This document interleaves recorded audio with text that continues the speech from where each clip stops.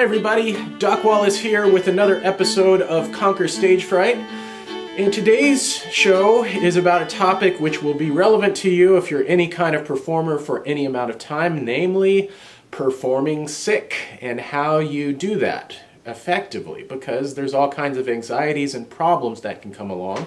And so I've compiled a whole list of thoughts and ideas to share with you, things that have helped me or advice that I've gotten over the years through my coaches and teachers, so that hopefully if and when you, God forbid, have to perform sick, you'll be able to not only survive, but to thrive.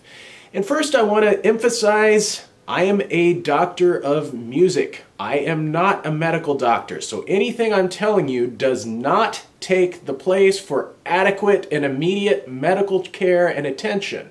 So if you are sick, follow the advice of your doctor, see a doctor, and do what you can to get well. I also want to say that there's a time and a place to say, you know what? My health and well-being are way more important than this little event that's about to happen, and I need to cancel, or I need to back out, or I need to allow some other person to have a chance to take my place. So don't feel that the show must always go on, because there are times when it's better for you, as well as your colleagues and the audience, to say, okay, this is not the thing to do today. On the other hand, today I was in a situation where I'm fighting off a cold. I feel lousy most of the time, but I was giving a workshop at Avery Fisher Hall for 5th graders who were coming to hear the New York Philharmonic play Beethoven. It was their one chance this year to hear some great orchestra playing live, and I was going to introduce them. I had a great workshop prepared, and there was no one else to stand in my place. And I figured, you know what? I'm not that close to the kids, so it won't be like they're going to have a risk of catching something from me. And I think I can muster my strength for an hour, and you know what? I think it's in their best interest and my best interest too, because I didn't want to lose the pay. Let's do this. And so it worked really well, and I want to share a few ideas that help me when I'm in this kind of situation. I also realized that performing sick impacts performers differently. For instance, if you're a singer or a brass and wind player, your whole sound or ability to create sound is impacted even more directly than, say, a violinist or a pianist, where the mechanics of the instrument are a little bit separate from what's actually going on in the throat and in the lungs. So I'll speak a little more specifically to those issues later in the video. So at risk of stating the obvious, the first thing you should do is just take care of yourself. Get plenty of rest. Go to bed earlier than usual. Take some naps. Do whatever you can so that your body and its immune system have as much of an opportunity to fight off the infection as possible, and rest is an important part of that. Again, getting as good a nutrition as you can, taking vitamins. I like these little vitamin packets called Emergency, where you mix it with water, it fizzes a little, and you get like a mega dose of all sorts of good vitamins, from vitamin C, thiamine, riboflavin, all sorts of good stuff. I'll usually do a double where I'll have 2 packets or something, and that, you know, it won't totally give you an energy boost, but it'll help make sure that your body does have some important vitamins and minerals and that you're not depleted of those. Also, I'd say it's very important to stay hydrated if you can. You know, herbal tea is good. Lemon tea, ginger tea, tea with honey. I would say caffeinated tea can help to a degree, but you got to be careful, because caffeine is a diuretic. It's also something that can dehydrate you. So if you're trying to hydrate yourself with caffeinated beverages, you're actually doing yourself a disservice. So be cautious about caffeinated things. The caffeine may give you a boost for the performance, but it may also, you know, cause some dehydration that could affect your voice if you're using your voice. Also, try to stay, you know, fed if you can. You don't have to eat a whole lot, but your body does need that energy. If you're having trouble keeping food down, well, first of all, see a doctor, because that's a sign of a bigger problem. But if that's an issue, Gatorade, Pedialyte, ginger ale, those are things that can help get you a little bit of hydration and liquid nutrition without perhaps the same risk of losing everything. I want to say a little bit about medication. If your doctor's prescribed something, take it, stick to the schedule. If you're doing over-the-counter stuff, which can help, Be sure that the kind you're taking is not going to have some sort of adverse side effect. For instance, if I have a performance, the last thing I want to do is take something that is a nighttime formula guaranteed to make you drowsy. If you see a warning that you shouldn't be driving or operating heavy equipment, well, it's probably not what you want before you're going to walk on stage and play a tuba or viola or sing. So daytime formula medicines are generally going to be more helpful for performance unless you find that the ephedrine or some of the other things that they have in it make you feel jittery. In that case, avoid those things. Typically, you also want to avoid throat sprays that may dry your throat out or make things feel more raw. It's not generally a good thing. Take some herbal lozenges or some vitamin C lozenges if you feel like you need your throat to be lubricated or to stop coughing or just to alleviate some rawness of throat. But just try to avoid those sprays because they can be deadly. Not deadly as in lethal, but deadly as in a detriment to your singing voice if that's a concern to you. Also, I think it's helpful, if you can, to stay warm. Maybe wear a scarf if you're indoors or it's a little bit cold outside, and thick wool socks are good too. That's especially good if you're having to go outside in the cold, as I had to do today, and that helped keep my hands warm as well. So now let's talk about some attitudinal things. I think performing sick is actually a rare opportunity to transcend ourselves and our circumstances. Those of you who've experienced what psychologists call peak performance, that is when you're in that state where everything flows and it's amazing and you even maybe forget who you are or why you're doing something and you just become the music. Well, believe it or not, when you're sick, the way our body is, and we're a lot closer to being in a physical state where our ego gets out of the way and we can transcend ourselves. And so if you look at it as an opportunity to transcend the circumstances and to put your ego aside and to really go for it, sometimes being sick and performing sick can open the door to some pretty amazing performances. I mean, like today, I felt terrible. But you know what? The 1 hour I was there playing for the kids, working with the kids, focusing on Beethoven, that was the best hour I had all day. And I didn't cough once. I didn't blow my nose once. I just was so focused on what I was doing. I was aware at one point that I was sweating more profusely than I normally would and that there was a sense of a fever. But other than that, the symptoms actually went away. So sometimes performing can actually improve our circumstances. I'd say the same thing now because in a sense I'm performing for a camera right now. And I feel better now than I did 5 minutes ago when I was just thinking I should do this video. So look at the performance as an opportunity to feel better and transcend yourself. Another important thing that I think is to maintain is an attitude of determination, where you just are mentally tough and you say, look, I spent the past however many months of my life preparing and rehearsing for this. This is an opportunity and I'm not letting this little virus or bacteria or whatever it is get in my way. I am going for this and I am doing it. And if you have that I'm going to plow through, the show must go on attitude, that can carry you too, and that can also give you a boost where you perform at your peak. There was one instance I was on a really exhausting tour, and the day of the final performance and the final meal before the final performance, there was actually some chicken salad that I think was tainted. Avoid potato salad and chicken salad on the road. You don't know where it's been, how well it's been refrigerated, or who's prepared it, and whether or not they allow their cats to sample it. So avoid stuff like that if possible. I, unfortunately, decided to eat this stuff and had a mild case of food poisoning. So I was performing not only on a totally empty stomach, but I was also having these horrible moments of dry heaves between scenes because this was a musical variety show and had acting as well as performing. But I adapted that tough attitude where I basically had the attitude of no one's going to know that I was throwing up before this performance. No one's going to know that I'm wanting to throw up the whole time. I'm just going to give this my all, my best, and be an absolute professional. And I did that. And so in a way, I probably played better than had I not been sick. So that determination and seeing things as an opportunity to transcend yourself go a long, long way. Now, I know sickness is of particular concern to singers because your body, your voice, they're your instrument.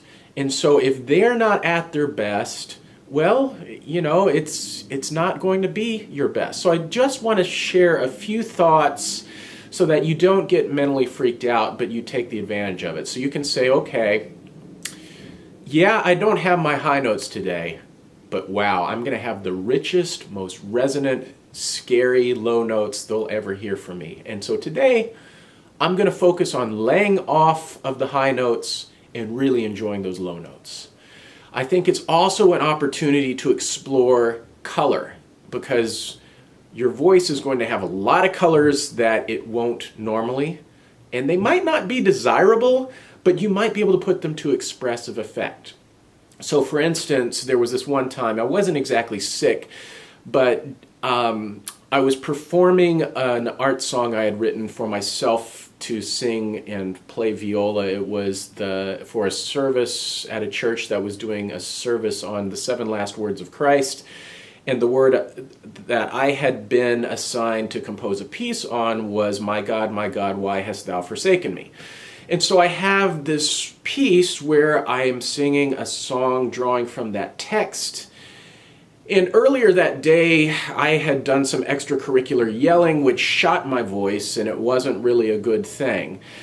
And I was so upset and disappointed because I'd been working and creating this song at the last minute, and it was a good song, but I realized that I did not have my voice to the degree that I wanted to. And, I didn't want to sing it in the first place. I really wanted a better singer to sing it, but there wasn't someone available who could learn it in time, so I had to sing and play at the same time. So what I found was actually, although my voice was shot and raw and much less quality than it should have had, it actually was much more expressive and carried the meaning of that particular text way more than had my voice been in peak condition. So think about if you're playing and performing in an opera or recital, what are the colors that your voice has in its sick state that maybe aren't there when it's well? And how can you take those expressive things and turn them from a disability or disadvantage into an expressive advantage? Because I'm sure you can find at least one phrase that'll be more interesting or possibly even more expressive in the sick state. And again, dial things back, maybe have your dynamics a little bit less, but just, try to keep your control. But try to say, how can I explore this? And how is this going to be of interest to myself as well as the audience? And I want to say a little something about disclaimers that singers will use sometimes. I used to go to the Metropolitan Opera pretty often, and I'd often go to their dress rehearsals.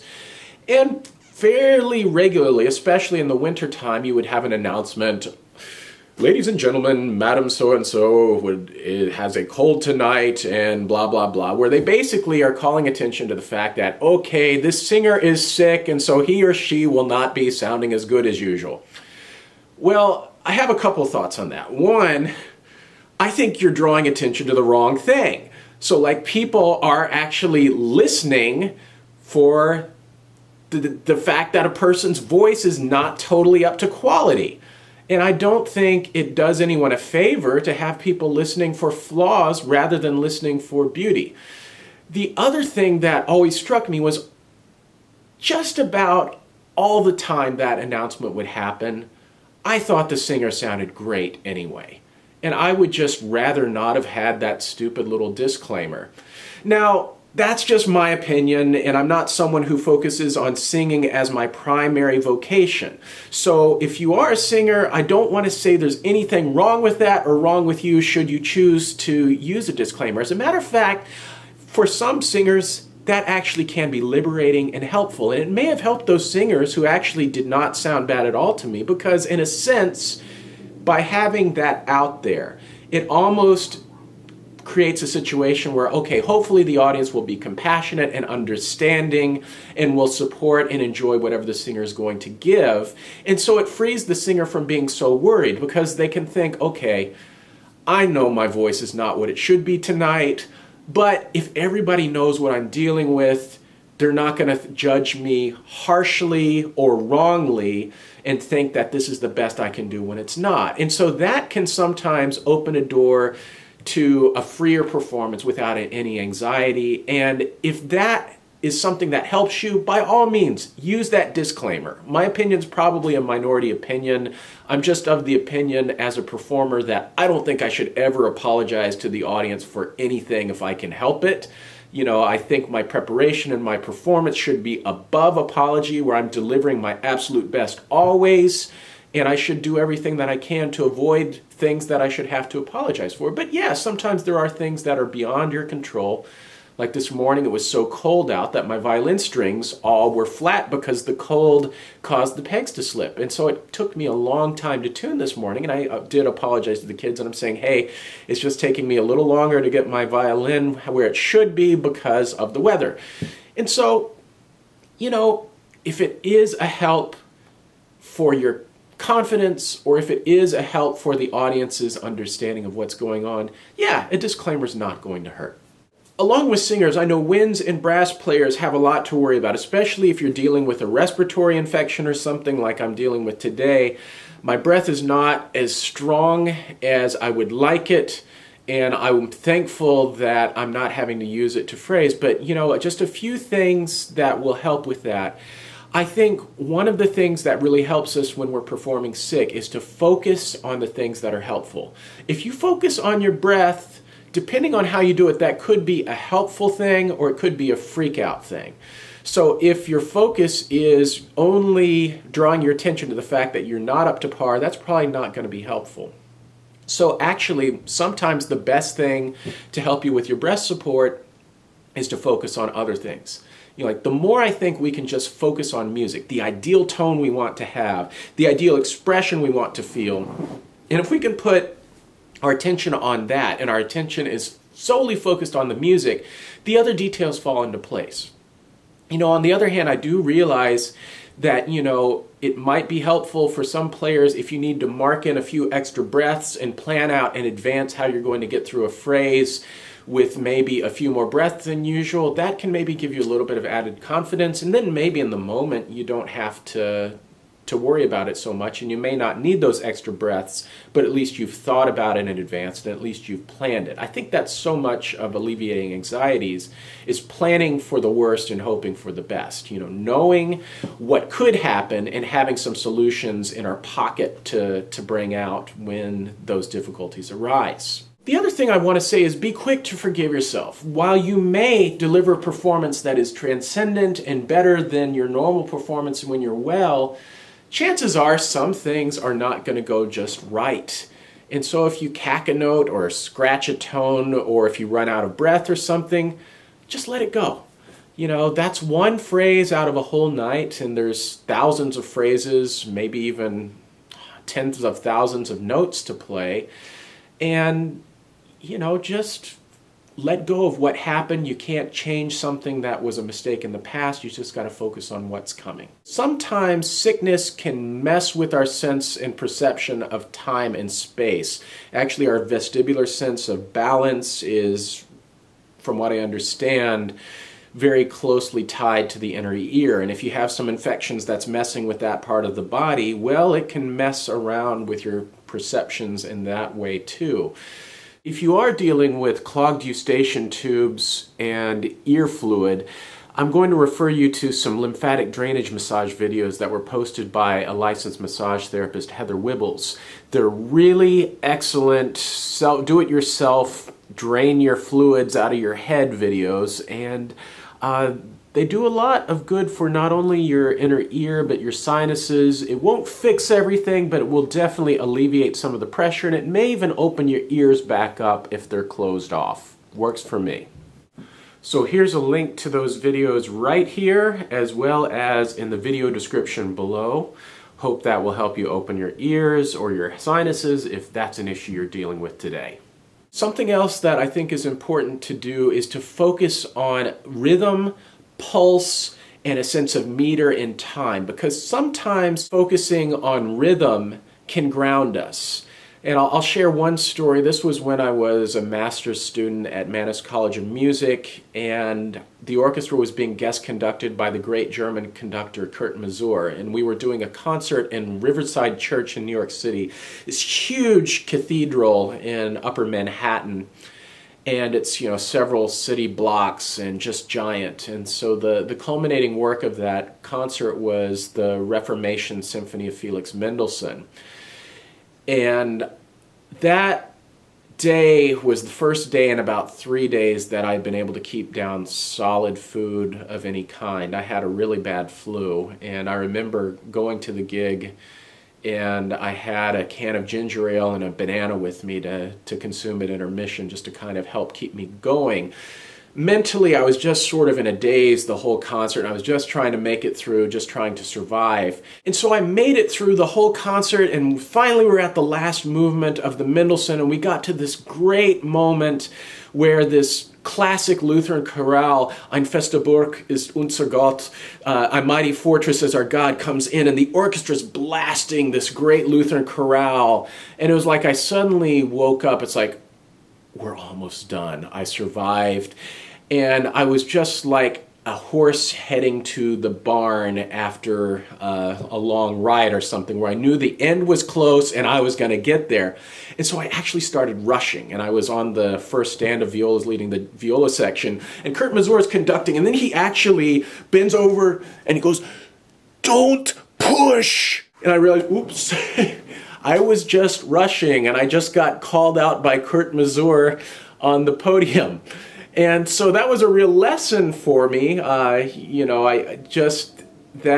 if you aren't well, your sense of tempo can go out the window, and you can be prone to rushing, and you can also not be fully present. So locking into rhythm and meter can be a helpful thing. And by the way, Kurt Masur was always very complimentary to me. In the times I played with him since then, he was always genuine and very nice, and was one of my favorite conductors.